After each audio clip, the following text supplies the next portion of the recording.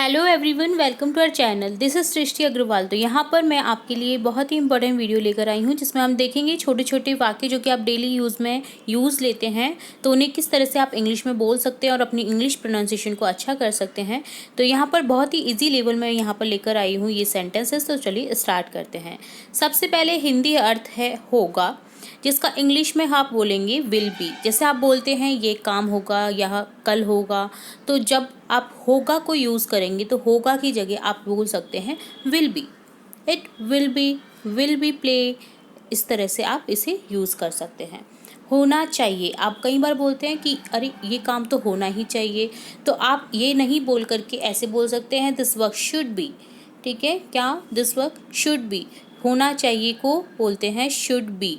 होना का होगा बी और चाहिए का हो गया शुड, तो यहाँ पर हो जाएगा होना चाहिए का शुड बी। ठीक है, तो अगली बार से आप होना चाहिए को इंग्लिश में कैसे बोलेंगे? Should be, should be, should be. ठीक है, नेक्स्ट है शायद। शायद हम बहुत बार यूज़ करते हैं। अच्छा हाँ, शायद मैंने देखा होगा, शायद ये देखा, शायद तुमने ये देखा। तो यहाँ पर शायद के लिए इंग्लिश वर्ड होगा मे बी। ठीक है, मे be there, maybe she is there. ठीक है, तो इस तरह से आप जब भी शायद को बोलेंगे तो शायद ना बोल करके यूज़ करेंगे maybe he should be. ठीक है, may be it will be there. ठीक है, तो इस तरह से आप यूज़ कर सकते हैं। नेक्स्ट है हो सकता है। आप कई बार बोल सकते हैं अरे हो सकता है कि मैं कल ना आऊँ। ठीक है, तो आप कैसे बोलेंगे हो सकता है के लिए? Could be. ठीक है, कुड बी। तो हो सकता के हिल के जो यूज़ करेंगे आप हमेशा इंग्लिश वर्ड में बोलेंगे could be. Could be tomorrow I will not come. ठीक है, तो इस तरह से आप इसे यूज़ कर सकते हैं। ठीक है, होने वाला, जैसे हम बोलते हैं ना बारिश होने वाली है या बारिश होने वाली है या फिर कल छुट्टी होने वाली है, तो इसके लिए आप यूज़ करेंगे वुड बी। ठीक है, हम जब भी कोई चीज़ सोचते हैं और वो हमें पता नहीं होता कि वो होगा या नहीं होगा, तो उसके लिए आप इंग्लिश वर्ड को यूज़ करेंगे would be. It would be rain today, it would be rain tomorrow. ठीक है, तो आप जब भी किसी चीज़ को थिंक करके करते हैं ना, आपको पता नहीं होगा कि वो होगा ही होगा, तो यूज़ करेंगे वुड बी का। होने वाला को यूज़ करेंगे हिंदी में होने वाला है, तो इंग्लिश में आप बोलेंगे इट वुड बी। ठीक है, वुड बी। क्या यूज़ करेंगे होने वाला को? Would be. ठीक है, तो यहाँ पर हमने 5 इंपॉर्टेंट शब्द देखे हैं। अब अगली स्लाइड देखेंगे जिसमें आप देख रहे हैं छोटे छोटे वाक्य, जैसे के लिए। के लिए आप क्या देखेंगे? के लिए फॉर।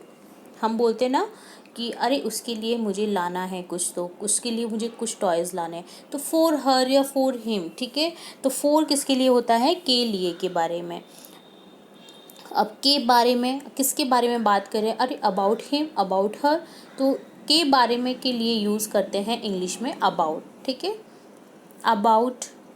ठीक है, अबाउट फॉर के बारे में, के लिए, फॉर, अबाउट। ठीक है, कोई नहीं, यहाँ कोई नहीं है, नो वन देयर।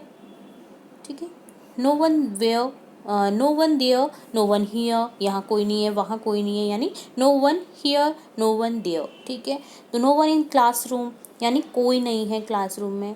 तो आप जब भी यूज़ करेंगे कोई नहीं को, तो आप इंग्लिश में बोले नो वन। क्या? No one. अब देखिए, आपने कभी बोला होगा कि अरे कोई तो है यहाँ पर, कोई है क्या? तो एनीवन हियर, तो आप ऐसे बोलते हैं ना, तो कोई के लिए यूज़ करते हैं एनी का।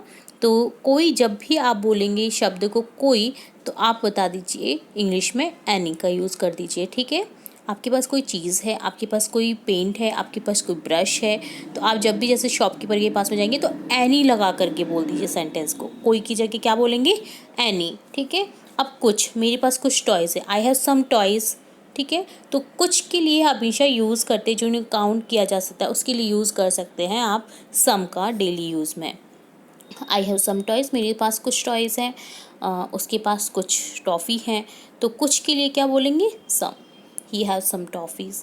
ठीक है, तो यहाँ पर हो जाएगा कुछ के लिए सम का यूज़। ठीक है, तो यहाँ पर देखिए क्या क्या देखा हमने। के लिए फॉर, के बारे में अबाउट, कोई नहीं नो वन, कोई एनी, कुछ सम। अब नेक्स्ट देखेंगे, आप हमेशा बोलते हैं कभी कभी लैंग्वेज में, आपकी कॉमन लैंग्वेज में बोलते हैं बेशक। अरे हाँ बेशक।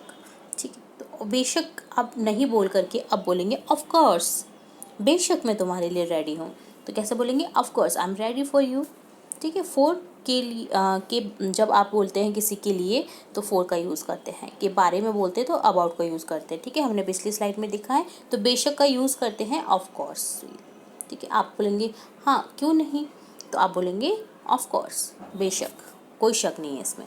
वास्तव में, अरे हाँ वास्तव में वो टीचर तो ऐसी ही खतरनाक है। आप जब भी ऐसी कॉमन लैंग्वेज में बात करते हैं तो वास्तव में लगाते हैं, तो वास्तव में ना बोल करके आप बोल दीजिए in fact, in fact she is very dangerous for everyone. ठीक है, तो यहाँ पर क्या हो जाएगा? वास्तव में के लिए इनफैक्ट। अभी नहीं, अरे यार अभी नहीं जा रही मैं। ठीक है, आप ऐसे बोलते हैं अभी नहीं जा रहा मैं। ठीक है, तो अभी नहीं के लिए क्या यूज़ करते हैं? Not now, not now, I am not coming.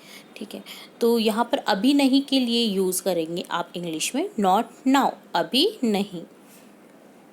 अभी तक नहीं, वह अभी तक नहीं आया है। सुषमा अभी तक नहीं आई है, यानी कि नॉट येट, अभी तक नहीं। तक आ गया है ना, तो यहाँ पर येट का यूज़ करते हैं। अभी नहीं के लिए यूज़ करते हैं नॉट नाउ, अभी नहीं आई है या अभी तक नहीं आई है तो तक के लिए यूज़ हो जाएगा येट का। अभी नहीं के लिए हो जाएगा नॉट और तक के लिए हो जाएगा नॉट येट। ठीक है, तो आप कभी भी कैसे बोलेंगे? अभी तक नहीं आई है, she is not yet, she is not come to yet. तो इस तरह से आप बोल सकते हैं। ओके, एक बार और सुना दीजिए पोएम। ठीक है, आप ऐसे बोलते हैं ना वंस मोर, इसके लिए यूज़ करेंगे एक बार और। Once more, please once more. ठीक है, आप किसी से रिक्वेस्ट करेंगे तो आप क्या बोलेंगे? एक बार और के लिए वंस मोर, एक बार और। तो इस तरह से आपने डेली यूज से सेंटेंसेस रिलेट, मैंने ये बहुत ही इजी स्लाइड बनाई थी आप सभी के लिए, जिन्हें आप डेली यूज़ में यूज़ कर सकते हैं और आपकी इंग्लिश प्रूव कर सकते हैं, इम्प्रूव कर सकते हैं बोलने में भी। तो देखिए, एक बार और के लिए वंस मोर, अभी तक नहीं, नॉट येट, अभी नहीं, नॉट नाउ, वास्तव में, इनफैक्ट, बेशक, ऑफ कोर्स। इससे पहले हमने देखा कुछ, सम, कोई, एनी, कोई नहीं, नो वन, के बारे में, अबाउट, के लिए, फॉर। इससे पहले हमने देखा होने वाला, तो बोलेंगे वुड बी, हो सकता है, कुड बी, शायद, मे बी, होना चाहिए, शुड बी, होगा, विल बी। ठीक है, तो ये थे छोटे छोटे वाक्य इंग्लिश में यूज़ होने वाले। तो आप इन्हें लर्न करिए और याद करिए और अपने कमेंट सेक्शन में ज़रूर से बताइए हमें कि आपको ये सेंटेंसेस कैसे लगे और आप इन्हें किस तरह से यूज़ कर रहे हैं। तो इसी तरह और भी इंपॉर्टेंट सेंटेंस और भी इंपॉर्टेंट वीडियोज़ मैं आपके लिए लाती रहूँगी। तो जुड़े रहे हमारे चैनल के साथ। वीडियो को पूरा देखने के लिए धन्यवाद।